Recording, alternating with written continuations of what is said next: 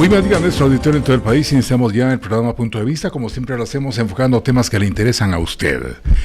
Esta mañana tenemos un tema que es sumamente interesante, un tema de debate, y cuando tenemos este tipo de programas, por ejemplo, don Juanito, nuestro ingeniero de sonido, siempre le fascinan los programas relacionados con la historia, porque cómo aprende uno cosas, o a veces se derriban mitos que nos han enseñado desde tiempos inmemoriales, y convertimos esta cabina de cristal, y siempre lo digo, lo repito, en una cátedra magistral.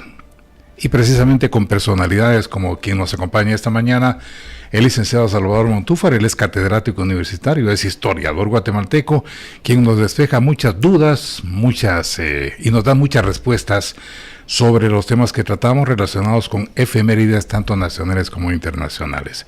Esta mañana el tema para usted que nos sigue, amiga internauta, a través de Facebook Live, de YouTube, y que nos siguen por las diferentes frecuencias de Radio Punto a lo largo y ancho de nuestra bella Guatemala. Vamos a hacer algunas reflexiones sobre la conmemoración del 20 de octubre de 1944, una fecha que lastimosamente, y lo digo a nombre personal por supuesto, la desconoce una gran mayoría de millennials, de las nuevas generaciones que nos siguen en redes sociales. Y esta es una oportunidad valiosísima para que usted, si tiene alguna duda, alguna inquietud, la plantee, ya sea vía telefónica o por las redes sociales, por Facebook Live, para que nuestro invitado, el licenciado Montúfar, con el conocimiento tan amplio, tan vasto que tiene en cuestiones de historia, nos despeje esas inquietudes. Licenciado Montúfar, disculpas por el bla bla bla, pero era importante hacer esta introducción. Muy buenos días. Muy buenos días, doctor Anleu, gracias por la invitación. Siempre para nosotros como comunidad académica de la Escuela de Historia y a título personal es un gran gusto estar por acá, sobre todo para recordar estas fechas históricas que el pueblo de Guatemala no debe olvidar. Para iniciar, licenciado Montúfar, ¿por qué se le llama revolución del 44 a este movimiento, a esta gesta? Creo que es una pregunta clave para comenzar con la entrevista, dado que nosotros los historiadores partimos de conceptos, categorías históricas. ¿Por qué? Porque no todo cambio político es una revolución. El hecho de que, por ejemplo, una persona entre al poder a través de elecciones, obviamente sabemos que eso no es una revolución, es simplemente un relevo, ¿verdad? Pero también existen posibilidades de romper abruptamente con un gobierno e instalar otro, por ejemplo, cuando ocurre un golpe militar, y eso no es una revolución necesariamente. Es decir, para que haya una revolución se requieren de varios factores. Por ejemplo, para el 20 de octubre de 1944, y que es una revolución que dura 10 años, se requiere teóricamente de 3 elementos, ¿verdad? El primero es que haya un rompimiento con el modelo económico, social y político preexistente, pero tiene que ser un rompimiento radical. No puede ser solo un relevo de mando, no puede ser solo que salió Federico Ponce Báidez y entró una junta cívico-militar. No, tiene que ser definitivamente algo diferente. Por otro lado, tiene que haber una participación popular. Eso es lo que hace la diferencia entre un golpe de Estado y una revolución, por ejemplo. En una revolución, el pueblo participa activamente. Esa es la segunda y gran característica. Y la tercera es que viene ese modelo que trae ese cambio, trae a la par la renovación de la clase política que estaba instalada por otra. Y esa clase política nueva generalmente también es de una extracción social distinta. Por ejemplo, en la revolución tenemos a un grupo comandado por el general Ubico y luego Federico Ponce Báidez que representan a la oligarquía de ese momento. Cuando se hace la revolución entra otro grupo social que podríamos llamarle teóricamente las capas medias ilustradas. Algunos autores hablan de la pequeña burguesía de ese momento. Interesante su planteamiento. Ahora, cuando hablamos, yendo por fases, el rompimiento, que es el primer elemento que usted nos presenta, ¿rompimiento de qué y por qué? Ok, el rompimiento se va a dar en dos grandes momentos y coyunturas, ¿verdad? Lo del 20 de octubre es clave porque ahí se va a desplazar del poder a quien ostentaba el cargo de presidente o jefe de Estado en ese momento, Federico Ponce Báidez. Hay un rompimiento porque hay un golpe militar que lo desplaza a él cuando en horas de la tarde del 20 de octubre él renuncia y se va en asilo político a la embajada mexicana.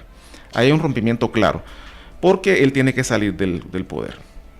Eso es lo primero. Lo segundo es que hay un rompimiento de mayor aliento. Y a nosotros los historiadores nos interesan mucho esos rompimientos, no solo el del día, lo que pasa el 20 de octubre. A nosotros nos interesa saber cómo se rompe todo un modelo. Y por ejemplo, se ha estudiado mucho de parte de muchos historiadores especialistas en esas temporalidades, que atrás de Jorge Ubico, atrás de todo este grupo de los últimos gobernantes liberales, hay un esquema que dura aproximadamente 70 años y que digamos que tiene que ver con ese último régimen liberal que se instaló en 1871. Entonces es un régimen muy largo, de más de 70 años, que nosotros solemos llamar el régimen oligárquico cafetalero o el régimen liberal oligárquico cafetalero, para tener los tres elementos. Entonces el 20 de octubre se empieza con ese rompimiento y es el más importante. Para nosotros los historiadores no es tan importante la caída de Federico Ponce Báides, sino que el rompimiento de ese modelo anterior, como suelen decir los historiadores cuando analizan la Revolución Francesa, por ejemplo, y dicen se cayó el ancien régime, se cayó el antiguo régimen, y viene otro modelo que es el que se instaura a partir de 1789. Interesante. Ahora en la otra fase, que es la participación popular, ese movimiento, entiendo, según se nos ha enseñado, pues aglutinaba a obreros, campesinos, estudiantes, a profesionales, a intelectuales, a militares inclusive.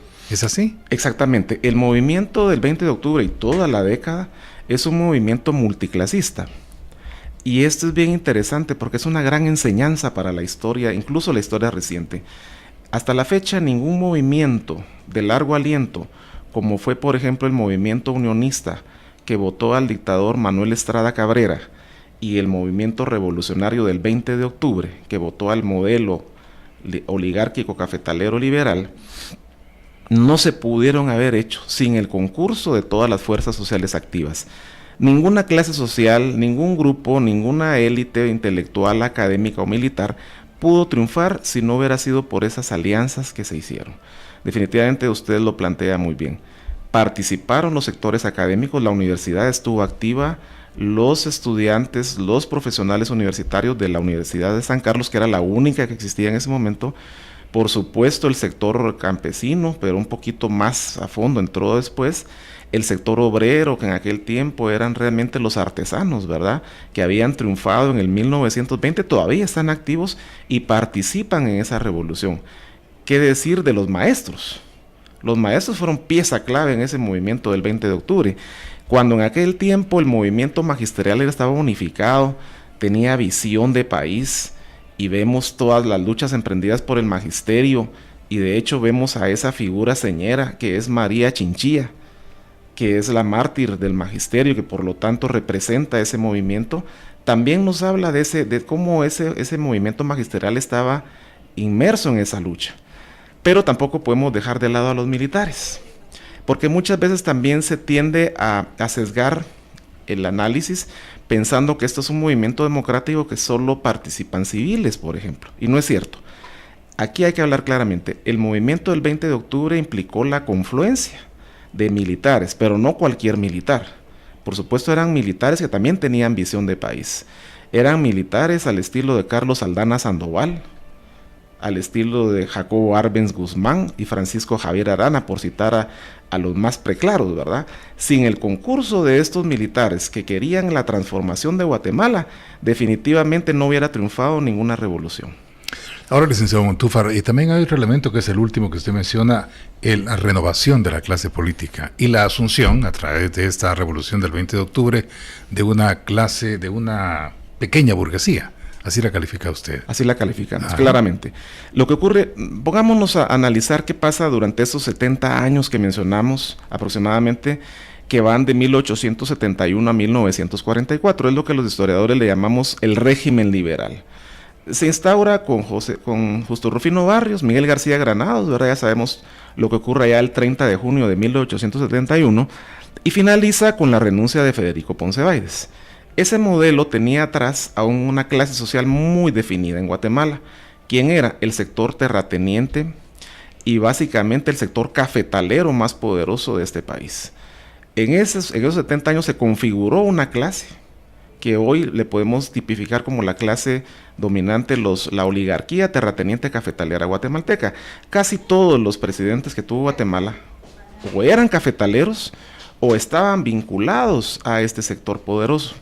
Era una élite todopoderosa en Guatemala y lo que ellos planteaban a nivel político tenía gran repercusión en todo el territorio nacional. Dominaron esa escena política durante 70 años. ¿Y qué pasó con la pequeña burguesía que hemos mencionado? ¿Quiénes son ellos? Muy sencillo, son las capas medias desplazadas por la oligarquía. Ahí estamos hablando muchas veces de una capa media ilustrada, ¿verdad? La capa media pensante, digamos. Por ejemplo, Manuel Galich, en su famoso libro del pánico al ataque, plantea cómo esas capas medias eran los que estaban en la universidad.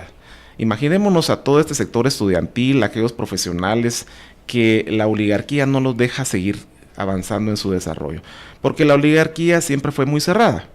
Es como cuando dicen estamos cabales, aquí solo los de la foto, más o menos sería ese el parangón, ¿verdad? Sí. Entonces los grupos estos desplazados, la pequeña burguesía en ascenso, realmente tiene sus límites.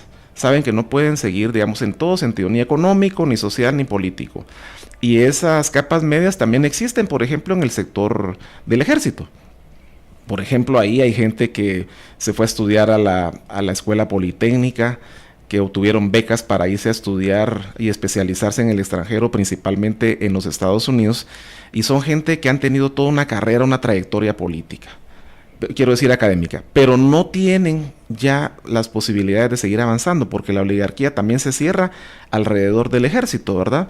Y entonces ese ejército está formado por una cúpula que no permite ya el ascenso de otros grupos.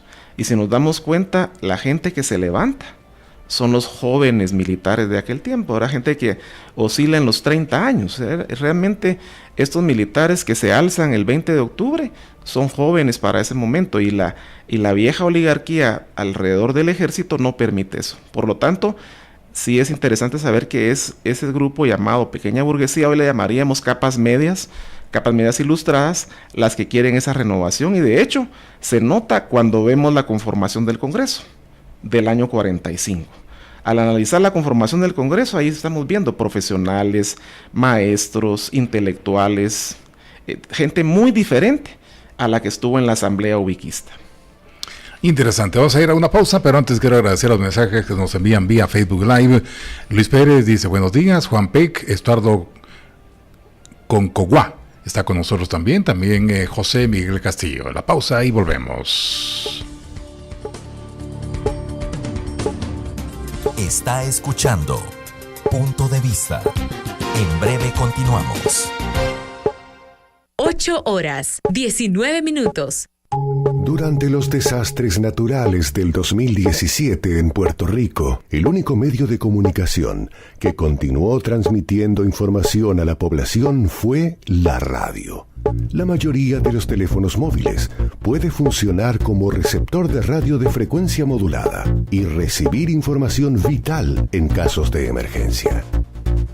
Cuando cambies tu móvil, asegúrate que esté habilitado para captar radio independientemente de la conexión a Internet.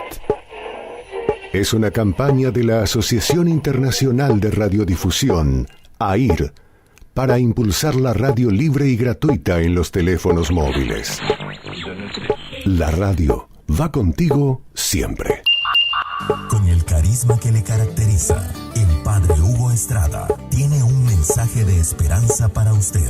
El segundo mandamiento de la ley de Dios dice no tomar el nombre, lo mismo que en Gálatas 1:20 Pablo hace un juramento, es decir, en la tradición sintamos que es glorificar lo que significa Dios para nosotros. Estamos alabando y bendiciendo el nombre del Señor. Reflexiones bíblicas, sábados de 20 a 21 horas. Solo por Radio Punto, periodismo que da la cara. Punto de Vista. Continuamos.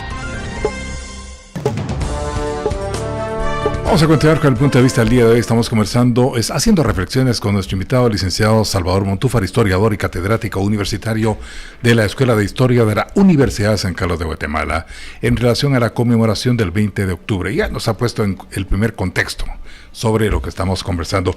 Ahora, licenciado, se dice fácil, pero usted me indicaba fuera de micrófono que casi ya estamos en 74 años de esta gesta revolucionaria, ¿verdad? Uh-huh. ¿Es así? Es así. Si lo vemos, realmente es mucho tiempo. Es mucho tiempo porque después de 74 años de que ocurrió esta gesta, hay que analizar entonces qué está pasando en la coyuntura de este país. Es decir, qué perspectivas tenemos de que venga algún cambio favorable para nuestro país, porque esta generación que hizo la revolución en estos años se ha ido diluyendo. Han ido muriendo los últimos baluartes que participaron en esta revolución, ¿verdad? Es decir, es una generación que hoy tendrá cerca de los 90 años y por lo tanto están en la edad límite de vida, y muchos de ellos todavía están activos, están claros en sus pensamientos, pero detrás de ellos, una vez muera esta generación, hay una generación, un vacío muy grande que nos angustia a nosotros cuando vemos que atrás se pudo hacer un cambio gracias a la confluencia de todos estos sujetos sociales, y como digo, se están extinguiendo paulatinamente todos estos líderes que dejó la revolución, y es de pensar qué va a pasar, porque el relevo pareciera que no se pudo hacer. De hecho lo ha demostrado la historia, porque después de toda esta crisis del 54 y lo que sabemos, el inicio del conflicto armado, pues no dejó claro a nuevos líderes que pudieran asumir la batuta de tratar de cambiar y otra vez hacer un modelo distinto de país. Interesante, se dice fácil, ¿verdad? Pero según los datos históricos que se tienen en ese momento de la revolución del 44, la capital de Guatemala, para citar un ejemplo, tenía apenas 300,000 habitantes. Sí, exageradamente. Hoy tenemos ya millones de habitantes. Algunos dicen, pues eso facilitó, ¿verdad? Que las cosas cambiaran, que hubiera una asamblea nacional constituyente, que se redactara un ejemplo de lo que debe ser una constitución política de la República y otras cosas más. Pero independientemente de esto, por ejemplo, si hacemos un parangón entre los valores éticos, morales y políticos, hablando de una política pura, que prevalecían en ese momento, y haciendo el parangón, que todas las comparaciones son odiosas, con lo que ocurre actualmente, ¿cuál es el abismo de diferencia que podemos encontrar? Incluso los políticos, y usted me lo corrige, por favor, licenciado Montúfar, los políticos de la época, fueran diputados, fueran ministros o secretario de Estado, presidente, porque no había vicepresidente en ese entonces, salían prácticamente como entraban, con una mano adelante y otra atrás, en pobreza o en media pobreza, y andaban por la calle tranquilamente sin guardaespaldas ni nada. Así funcionaba, ¿es así? Es así, era una sociedad diferente realmente lo que nos heredaron los ancestros. Para los años de 1940, obviamente la idea de hacer política era distinta. Me refiero a los grupos que se alzaron y que hicieron ese cambio en 1944, y no así con los anteriores, porque hay que decir también que la corrupción, la impunidad no son temas del siglo XXI. De hecho, son preexistentes. Algunos han estudiado los temas de la corrupción muy atrás. De hecho, se nota que en la época colonial, por ejemplo, ya los funcionarios, los corregidores, los alcaldes mayores tenían prácticas corruptas muy abiertas, pero como quedaba entre ellos, eso pasó inadvertido. Cuando vemos a los liberales del siglo XIX y de principios del siglo XX, vemos lo mismo. Es decir, son un sector que no tiene límites, no existen contralorías de cuentas, ni mucho menos, ¿verdad? Y lo que hacen es gastarse el dinero a discreción. Hay muchos ejemplos. Yo pongo un par. Por ejemplo, cuando Jorge Ubico, el presidente Ubico, va a la exposición en California, de aquellas exposiciones internacionales donde se miraba los avances de la industria, ¿verdad? Y él observa allá un anuncio de una cerveza. y el anuncio viene a la par de un stand donde hay una torre de metal. Y él dice, esa torre me gusta y yo me la quisiera llevar a Guatemala, disculpen, ¿a cuánto me la venden?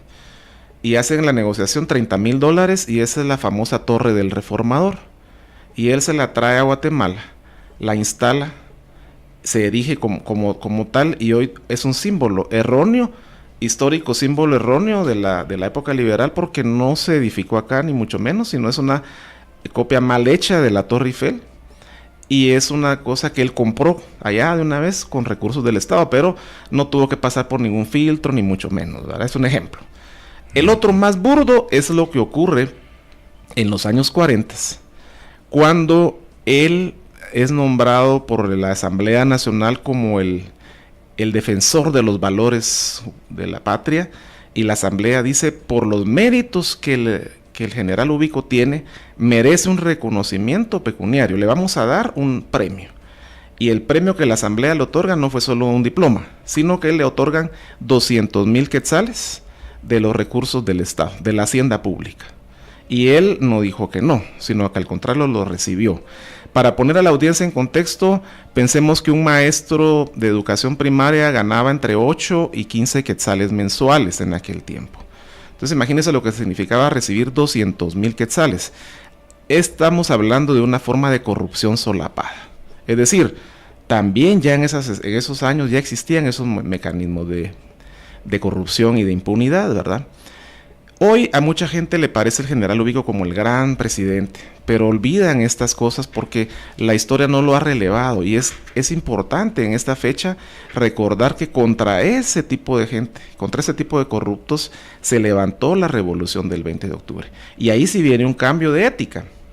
¿Por qué? Porque imagínense ustedes que el primer presidente electo democráticamente tras el triunfo del 20 de octubre es ni más ni menos que el doctor Juan José Arévalo, un filósofo, un humanista que había tenido que dejar el país porque aquí no había posibilidades para desarrollarse, y se va a Tucumán, Argentina, donde despliega todo un proyecto académico y reconocido a nivel latinoamericano, produce una cantidad de libros, es un gran intelectual, justamente de las capas medias de las que estamos hablando. Cuando él regresa al país, desarrolla una campaña muy sencilla y logra ganar las elecciones, como sabemos, con un 85% de votos. Y ahí viene el cambio de ética. No es solo porque él haya sido filósofo, ni mucho menos, sino porque él viene con una mentalidad de cambio y hace lo posible para que él y su gabinete, un gabinete de lujo, por supuesto, con grandes académicos alrededor de él, tengan como prioridad el modelo de país que se quiere, un cambio radical. Y esos 10 años yo no les voy a decir que estuvo exento de corrupción, porque hay evidencia de que en algunos ministerios hubo algunas formas anómalas de manejar los recursos, pero no de esta forma descontrolada que hubo en las últimas décadas, y principalmente que se notó a partir de 2015. Es decir, la ética de los revolucionarios consistió en priorizar el concepto de país. Un nuevo país que se quería requería de una ética distinta, y la prueba de ello, como mencionábamos, es que cuando estas personas abandonan el poder, el doctor Arévalo abandona el poder y se queda como un ciudadano común y corriente. Nadie puede señalar al doctor Arévalo de haberse enriquecido ilícitamente, de haber tenido propiedades extraordinarias, de haber adquirido bienes en el extranjero, ni mucho menos. No existen esas condiciones. Igual sucedió con Jacobo Arbenz Guzmán. No hay evidencia de que él haya obtenido bienes, de que haya obtenido recursos. Al contrario, él se fue sin mayores posibilidades económicas, porque recordemos la forma humillante en que lo sacaron del país. Interesante, licenciado. Ahora, algunos dicen que con la culminación del régimen de Jorge Ubico Castañeda y con los cambios que entran en la revolución del 44 es cuando empieza el caos, la anarquía, la polarización que estamos viviendo actualmente, porque empieza una política de dejar hacer, dejar pasar, y entonces cada sector ciudadano pues hace prácticamente lo que se quiere, lo que en tiempos de Ubico dicen, no me consta, pero lo dicen, pues no ocurría, porque había un régimen muy drástico, eso sí, pero donde delincuente visto, delincuente terminado, donde pues el erario público contaba con pocos recursos, pero se rendían cuentas. Tenemos el caso, ponen como ejemplo el Palacio Nacional. el costo que tuvo el Palacio Nacional, la Dirección General de Correos en ese entonces, y otras cuestiones que se dice pues eran cuentas cabales, ¿verdad? Con pocos recursos pues se utilizaban de una manera racional. ¿Qué hay de cierto sobre esto? ¿Era tan así? Muy bien, yo creo que es interesante saber que ese cambio que estamos hablando, ese cambio de modelo político, por supuesto, implica grandes riesgos, grandes desafíos. Porque, ¿qué es más fácil gobernar? ¿Bajo el sistema autoritario o bajo el sistema democrático? Más fácil el primero, porque en el autoritario, para empezar, se concentran los tres poderes del Estado en una persona. Por eso es que hoy tipificamos al general Ubico como un dictador. Porque teóricamente la Asamblea, el organismo judicial y el Ejecutivo, todos están alrededor de su persona. La Asamblea realmente es un chiste, porque la Asamblea se reúne solo para aprobar lo que el presidente hace. El organismo judicial igualmente, los jueces son nombrados por el mismo presidente. Imagínense la misma Universidad de San Carlos, ¿verdad? El rector está ligado al poder del general Ubico. El general Ubico decide quién va a estar ahí. Las municipalidades es lo mismo. Las municipalidades son nombradas por gente cercana al presidente. Es decir, gobernar a la manera autoritaria es algo muy sencillo. Y por lo tanto, controlar a la población, que en aquel tiempo, decimos, era muy reducida con respecto al presente. Estamos hablando de 3 millones para todo el país y cerca de 200,000 personas para la ciudad de Guatemala. Era relativamente fácil gobernar así, porque además viene el segundo elemento de los sistemas autoritarios, que es la represión. Es más fácil controlar a la gente con mecanismos represivos que con mecanismos disuasivos, ¿verdad?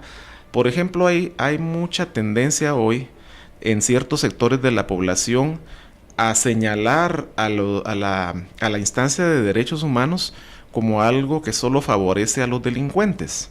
Lo que sucede es que derechos humanos va más allá de eso. La instancia de derechos humanos que se crea en Guatemala con la Procuraduría en 1985 en la Constitución, realmente lo que busca es la defensa de los derechos humanos de todas las personas.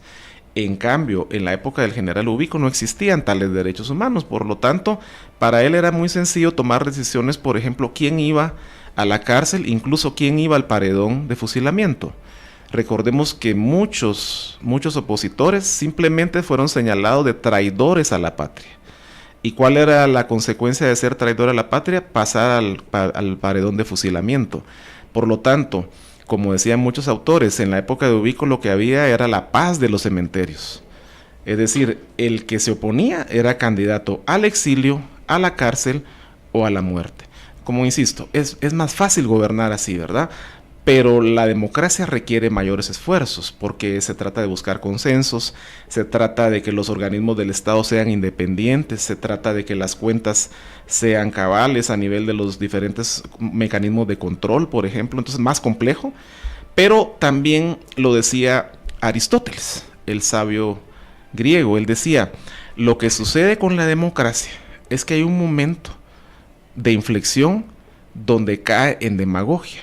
Él lo anunció, imagínense, en el siglo IV, V antes de Cristo, y dice, la democracia funciona, pero hay un momento de quiebre donde se rompe el modelo y se convierte en demagogia.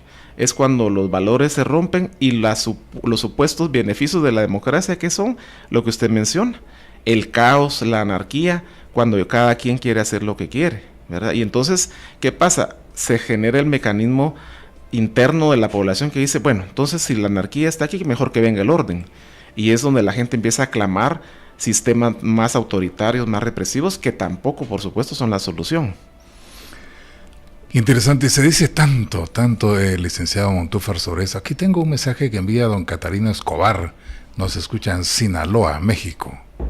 Un saludo a mi estimado Catarino Escobar, un gran historiador mexicano con quien tenemos el gusto de reunirnos en los congresos centroamericanos. Me alegra que él pueda estar a través de estos medios sociales y redes para compartir. Un saludo hasta Sinaloa, mi estimado Catarino. Y también nos envía mensaje Victoria González, dice excelente información, gracias. José Miguel Castillo está con nosotros, Victoria González también. Ahora, licenciado, para no decir más de lo mismo, siempre que se celebra este tipo de conmemoraciones, ¿qué hay de cierto sobre que Con el advenimiento de la gesta revolucionaria del 20 de octubre, también en Guatemala, pues se trató de entronizar el comunismo. Hablábamos en ese momento de la Unión de Repúblicas Socialistas Soviéticas, URSS, la Guerra Fría entre el imperialismo, representado por Estados Unidos, y el socialismo-comunismo por la Unión Soviética. Luego se menciona el nombre de Jacobo Arbenz, quienes lo seguían, y dice que algunos tratan de desmentir esto, pero cuando hablamos de un partido guatemalteco del trabajo, cuyo símbolo precisamente era la hoz y el martillo, que en ese momento se representaba en la bandera de la URSS, pues la evidencia, dicen, es más que evidente, es más que concluyente. Es muy interesante. La verdad es que nuestro país no se puede explicar sin varios fenómenos que son torales, centrales. Hemos partido, por ejemplo, del primer fenómeno, que sería el racismo. Guatemala hoy por hoy no lo explicamos sin el concepto del racismo. Eso es un modelo muy claro. El segundo, el patriarcalismo. El dominio del sujeto masculino sobre el femenino en este país es clave. Luego viene el autoritarismo como otro fenómeno muy fuerte para explicar nuestro país. Y hay un fenómeno que va a la par de todos estos, que es el fenómeno del anticomunismo. Allá en la Escuela de Historia hay todo un proyecto para estudiar este fenómeno. ¿Por qué? Porque consideramos que este país de hecho no sale adelante, no solo por toda la problemática social, la extrema pobreza y todo eso, sino porque las élites de este país son rabiosamente anticomunistas. ¿Por qué? Porque a todo movimiento social que existe en el país automáticamente se le señala de comunista. Y esto no es de ahora, ni es de la época de Arbenz, sino ya tiene más de 100 años. Si ahora se me hace la campaña que estamos hablando de esto, y para ilustrar a los oyentes, ¿verdad? Muchas veces muchos hablamos, nos rasgamos las vestiduras con que somos de X o Y ideología. Exactamente. Pero tendríamos que principiar por entender, por ejemplo, ¿qué es el comunismo? Entiendo que el comunismo venía en las 2 horas máximas de Carlos Marx, que es el Manifiesto y el Capital. Y la muestra como la etapa última, la etapa final ideal del socialismo. Es correcto. Sí. Es correcto. Sí, el comunismo es una visión utópica de una sociedad sin clases, sin Estado, sin mecanismos de control ni coerción, sino es una sociedad donde todas las personas conviven de manera armoniosa, como sucedió en la época llamada el comunismo primitivo, en la edad del famoso hombre prehistórico, ¿verdad? Es decir, esa etapa histórica de la humanidad es lo que dio pie a pensar que se podía tener una sociedad comunista, como lo planteó Carlos Marx en el siglo XIX. Vivir en comunas, todos felices y contentos. Vivir todos como una especie de un retorno al paraíso, digamos, en la medida en que si usted desaparece la propiedad privada, desaparece las clases sociales y el Estado, en teoría todo el mundo debería estar igual. Por eso digo en teoría. Eso se llama el comunismo utópico.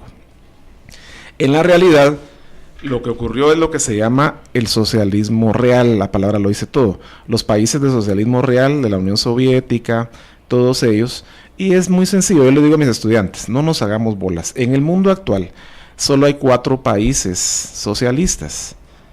Está muy claro.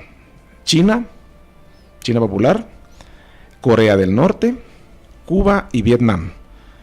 Y lo digo claramente, mucha gente dice, es que Venezuela es comunista. No es cierto. En Venezuela existen condiciones de propiedad privada, existe la propiedad privada, existe la inversión privada, existen los partidos políticos, obviamente hay mucha desmesura al respecto, pero Venezuela, por ejemplo, no es comunista. Tampoco lo es Bolivia, ni lo fue Ecuador de Rafael Correa. Pero mucha gente, justamente con ese modelo anticomunista en su cerebro, a todos estos movimientos los tildan de comunistas. Y es muy sencillo. Solo hay 4 países socialistas actualmente en el mundo. Y hay que revisarlos. Socialistas, no comunistas. Ninguno es comunista. Ningún país ha sido comunista. Porque el comunismo implica que ya no existen diferencias sociales. Y en la medida que existe un grupo que tiene el poder y el otro, el resto de la población no lo tiene, ahí hay diferencias. Por lo tanto, sigue habiendo diferencias y el comunismo habla de no diferencias. Es decir, el comunismo es una visión utópica. Ninguna sociedad después de la comunidad primitiva ha tenido esas posibilidades reales. De eso se deduce, usted me corrige por favor, el gobierno de Jacobo Arbenz Guzmán, entonces sí tenía teóricamente ideas socialistas. Estaba propugnando por un Estado comunista. Muy bien, yo lo voy a responder con lo que pasa justamente cuando en 1947 se está discutiendo el Código de Trabajo y se va a aprobar. Hasta ese momento todo el mundo que había hecho la revolución se declaraba revolucionario y decía todo el mundo somos la gran familia que hizo la revolución, nadie hablaba de derechas de izquierdas.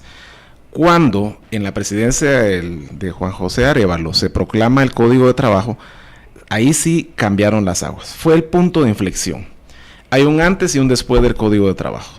Los que apoyaron el Código de Trabajo fueron señalados de comunistas. Los que se oponían fueron los anticomunistas porque decían cómo va a haber un código que regule. No, eso va a bajarle productividad al país, eso limita el desarrollo de la productividad, eso limita el emprendimiento, etcétera, etcétera. Y fue señalado el Código de Trabajo cuando todas las naciones civilizadas del mundo ya tenían un código que regulaba las relaciones entre patronos y trabajadores, ¿verdad? Sin embargo, ese fue el primero. Es decir, 48, que fue la discusión sobre el Código de Trabajo. Imaginémonos lo que viene después, cuando Jacobo Arbenz profundiza su modelo de desarrollo capitalista. ¿Por qué razón decimos que el desarrollo de Arbenz era capitalista? Muy sencillo. Leemos su discurso de toma de posesión el 15 de marzo de 1951 y vemos las obras que emprende hasta que lo votan y en ningún caso hay evidencia de socialismo, incluso la reforma agraria. Mucha gente dice, es que Arbenz era comunista porque miren, aplicó reforma agraria. Si comparamos el desarrollo de los países como por ejemplo Taiwán y por ejemplo, exactamente como Taiwán y por ejemplo el otro que sería, ustedes conocen estos países como Corea del Sur, esos países tuvieron que hacer reformas agrarias para poder desarrollar el capitalismo. ¿Por qué? Un país como Guatemala para 1944 era un país, imagínense ustedes, todavía de un sistema feudal obsoleto. Para sacarlo de ese modelo y transitar hacia la modernidad capitalista, la única opción era la reforma agraria. ¿Por qué? La existencia de terratenientes que tenían en Guatemala, imagínense ustedes, extensiones de 1000 caballerías, había varios así. Mientras el resto de la población no tenía ni siquiera 3, 4 manzanas para producir, la reforma agraria que hizo, distribuyó la tierra para que estas personas se convirtieran en granjeros prósperos a la manera capitalista. El modelo estadounidense, por ejemplo. Es decir, la reforma agraria no tenía el objetivo de sembrar el socialismo. ¿Por qué lo decimos? Porque no fue una reforma agraria expropiatoria de carácter total que trasladara toda la tierra al Estado, como pasó en Cuba. En el modelo de Arbenz, la tierra no iba a ser trasladada estatalmente, sino iba a ir a manos de los campesinos al modelo capitalista, para que estos campesinos prosperaran e hicieran del agro guatemalteco una cantidad suficientemente importante de clase media agraria que hiciera posible que Guatemala se convirtiera, como lo es hoy, por ejemplo, Corea del Sur y Taiwán, que sin sus reformas agrarias todavía serían países parecidos a los nuestros. Porque en la medida que no hay clase media no puede haber capitalismo. Interesante, y mostraba que este librito que tengo es una joya prácticamente. Dice Presidencia de la República, publicaciones del Departamento Agrario Nacional, decreto número 900, reformado por decreto número 903, Ley de Reforma Agraria. Este librito, así pequeño como se ve, buenísimo, fue la manzana de la discordia. Totalmente. Este es un original, porque fue impreso, dice, esta ley se terminó de imprimir el 30 de julio de 1952. Exactamente. En los talleres de la Tipografía Nacional de Guatemala, Centroamérica. Buenísimo. Ahora, licenciado Montúfar, en base a lo que nos dice, podríamos decir que prácticamente desde esa época, cuando ya se empezaba a hablar de comunismo y anticomunismo, se viene trayendo a lo que hemos llegado el día de hoy, esa polarización de izquierda y de derechas. Es cierto, si analizamos el discurso actual, nosotros ahí en la Escuela de Historia insistimos que es un discurso que las élites fomentan para polarizar, porque es más fácil polarizar y tomar distancia y señalar al otro como el malo de la película. Entonces los movimientos sociales son malos porque son per se son comunistas, y los buenos son los anticomunistas. Cuando no se trata de eso, cuando se trata de buscar consensos y buscar un proyecto de país. Y en la medida de que desde el 54 para acá no hemos tenido ese modelo de país, por eso insistimos nosotros que el modelo anticomunista es muy fuerte y está arraigado y reviste diversas formas. Por ejemplo, hoy está permeado, está capturado incluso por el modelo religioso. Muchas personas están inscritas en el modelo religioso y asumen el anticomunismo como la solución, y de hecho lo vemos en cualquier momento, y aflora en las elecciones. Cada 4 años aflora en las elecciones porque es fácil empezar y señalar. Ojo, ahí vienen los comunistas. Imagínense ustedes que en las últimas elecciones a una personalidad como Sandra Torres, que definitivamente no tiene nada de comunista, la señalaron de ser la posible comunista a Guatemala. Y el modelo fue, si votan por ella, Guatemala se va a convertir en una Venezuela. Dios guarde, que no gane ella. Es decir, el miedo al comunismo llegó al extremo de considerar a esta persona como comunista y tenerle pánico de que ella viniera a Guatemala a establecer tal modelo. Definitivamente se llega a esas exageraciones, pero son ciertas, son válidas. Interesante y lamentable la situación, ¿verdad? Porque actualmente, según algunos expertos en el análisis político, indican que en momentos actuales en Guatemala y otros países latinoamericanos no existe ni izquierda ni derecha, sino simplemente un estado demagógico, retórico y populista, un populismo extremo. En ese sentido, licenciado Montúfar, también es importante tomar en consideración desde el momento histórico del 20 de octubre del 44 al día de hoy, la enorme incidencia, influencia o exigencia que ha tenido, por ejemplo, Estados Unidos de América. Ellos ya intervenían en los años 50. Es correcto. Es correcto. Estados Unidos, obviamente, desde su doctrina Monroe en los años del 1930, allá en los Estados Unidos, muy sencilla. La doctrina Monroe es América para los americanos. Entonces ellos plantean que su área de influencia es todo el continente. Desde ahí mandan un modelo en el cual América Latina tiene que girar alrededor de su órbita. ¿Por qué? Porque Estados Unidos literalmente consideró hasta la fecha a América Latina, como ellos lo han dicho, como su patio trasero. En un momento dado, en la época de la que estamos hablando, se les conocía como las Banana Republics, ¿verdad? Las repúblicas bananeras. Es decir, América Latina, ¿para qué servía? Para trasladarle materias primas a los Estados Unidos y tener mano de obra barata para sus empresas. Ese era el modelo. Por lo tanto, ellos necesitaban un modelo de gestión política en la cual los gobernantes de turno aceptaran lo que Estados Unidos quería. Un ejemplo clásico, porque ahora mucha gente habla de la famosa soberanía, ¿verdad? Y mucha gente dice es que la soberanía es lo que está ahorita en juego y tenemos que recuperarla y defendernos ante los ataques de quien sea. Pero antes miren qué sencillo, la Segunda Guerra Mundial. En la Segunda Guerra Mundial el mismo presidente que estaba en ese momento, Jorge Ubico Castañeda, él tenía una visión proclive a apoyar al Tercer Reich, es decir, al nacionalsocialismo alemán. Él admiraba a Mussolini, admiraba a Adolf Hitler, y sin embargo, la presión estadounidense le obligó a que el 11 de diciembre de 1941, él le declarara la guerra, el presidente Ubico, le declarara la guerra al Tercer Reich y al eje como tal. De hecho, hay una carta que envía él a las delegaciones de Japón, Italia y Alemania, donde el gobierno de Guatemala le declara la guerra, a pesar de que él en sus convicciones no lo quería hacer. Sin embargo, la presión estadounidense fue tal que lo obligaron a hacerlo. Esa es una.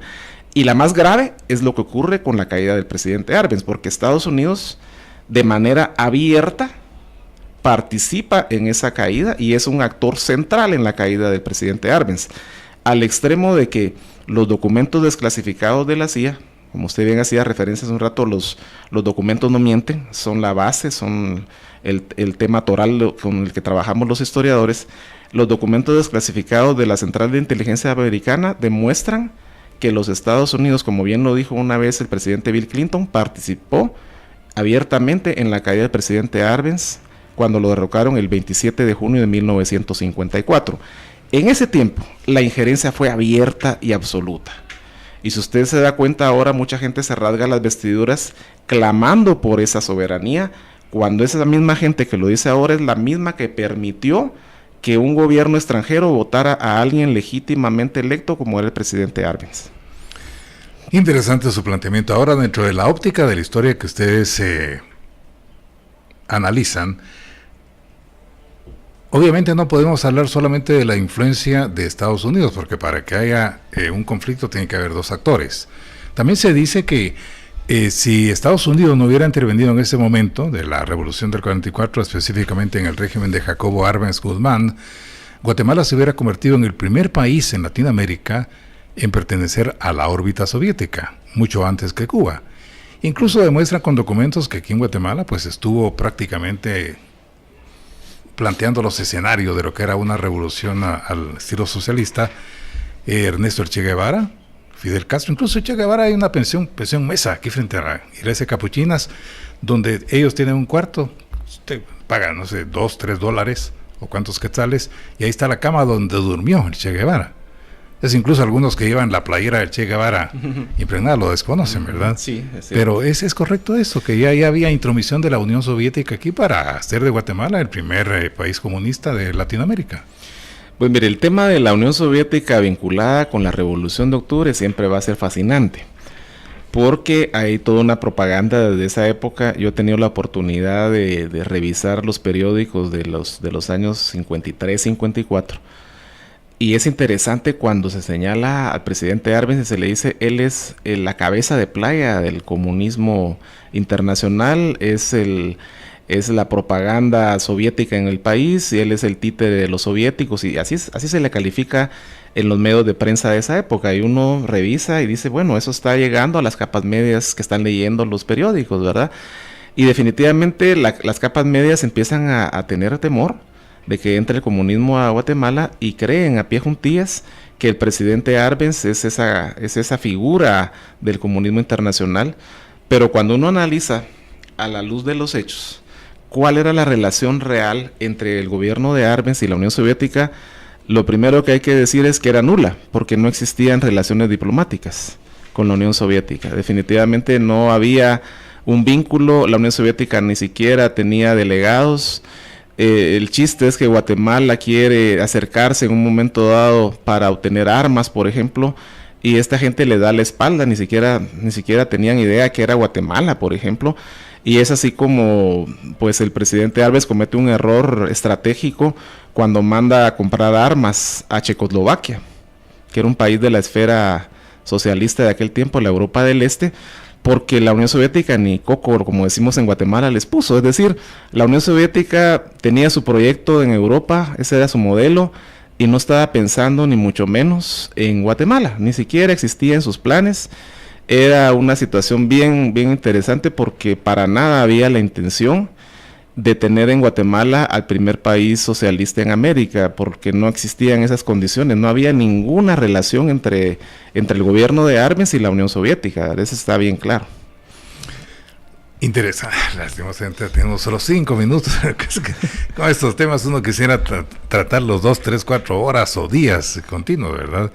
¿Qué podríamos decir como corolario de esta conversación, licenciado Montúfar, en relación a lo que tenemos que retomar de lo que fueron los principios básicos de la Revolución de Octubre? Incluso déjeme decirle, algunos que cuando conversamos me cuestionan, dicen, pues que aquí no hubo revolución porque no hubo sangre, y ponen como parangón como ejemplo la Revolución francesa, ¿verdad? Y la Revolución bolchevique en 1917-18 en Rusia, donde tuvieron que morir muchas personas, ¿verdad? Precisamente para establecer un estado tal y como se deseaba. Sí, el tema es que sí hubo guerra muy efímera, sí hubo un levantamiento militar y sí hubo muertos, no fueron una cantidad exagerada. Pero para citar algo, ahí en esa gesta cívica militar del 20 de octubre murió el teniente Federico Ponce, quien era hijo del presidente de ese momento, por citar un caso, ¿verdad? Y sí hubo derramamiento de sangre. Es decir, el tema no pasa porque sí hubo o no hubo sangre. El tema pasa más bien porque ese legado histórico hay que recuperarlo. Pensemos, como decíamos al principio, ¿por qué funcionó, por qué triunfó ese modelo que hoy llamamos los 10 años de la primavera guatemalteca, por la confluencia de los sectores que en Guatemala querían el cambio. Yo me pongo a pensar hoy, ¿cómo salir adelante en Guatemala? Pues retomando eso, ¿verdad? La unión de quienes quieren el cambio.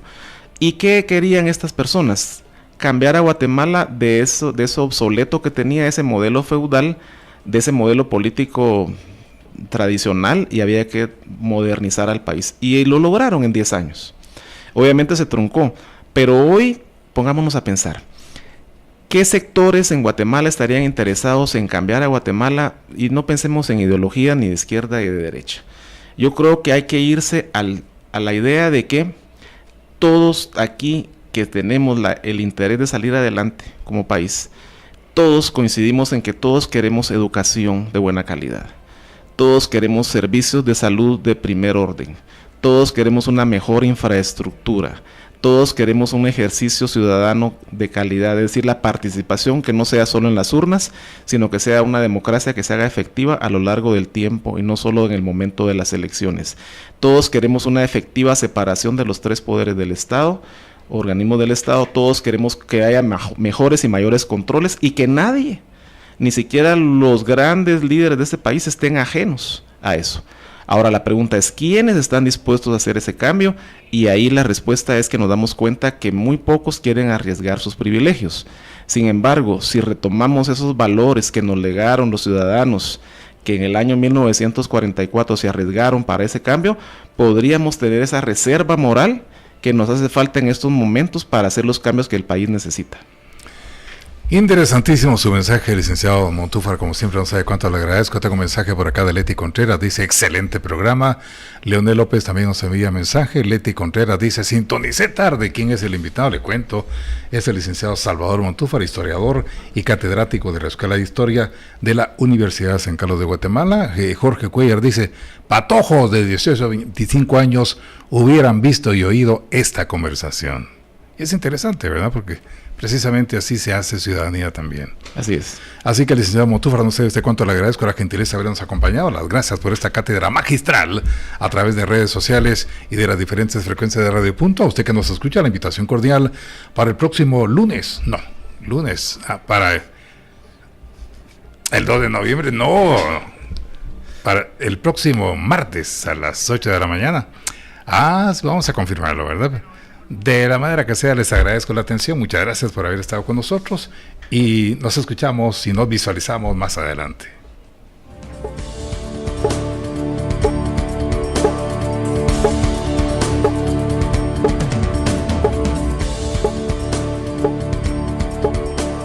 Escúchenos en una nueva emisión de Punto de Vista, lunes a viernes a las 8 de la mañana, solo por Radio Punto. Periodismo que da la cara. Gana esta semana 600,000 quetzales en el sorteo ordinario de Lotería Santa Lucía. Billete entero 50, cachito 5 quetzales. En Lotería Santa Lucía no acumulamos premios. Premio ganado, premio pagado. Compre su billete y contribuya a brindar educación de calidad a niños y niñas con discapacidad visual y auditiva. Guatemala se construye cachito a cachito. Benemérito Comité Pro Ciegos y Sordos de Guatemala. Ella se prepara cada mañana para llevarle datos de interés en un programa dedicado a la familia. La motivación nos impulsa a comenzar y el hábito nos permite continuar. En esta ocasión vamos a hablar de la columna vertebral. Podemos aprovechar sal de ajo o sal de cebolla, por ejemplo, que es sal. Hogar y estilo, lunes a viernes, 9 horas. Radio Punto, periodismo que da la cara. ¡Qué bonita tu radio! ¿Me anuncias mi tienda? Sí, avísame, ¿ya sabes? ¿Y cuándo compraste la radio? Cuidado, hay una diferencia muy grande entre una radio comunitaria otorgada legalmente a una comunidad, trabajando al servicio de la comunidad, y una radio con frecuencia robada, trabajando para hacer negocios particulares o políticos. Con la ley en la mano, la Cámara de Radiodifusión de Guatemala exige a las autoridades el cierre y la detención inmediata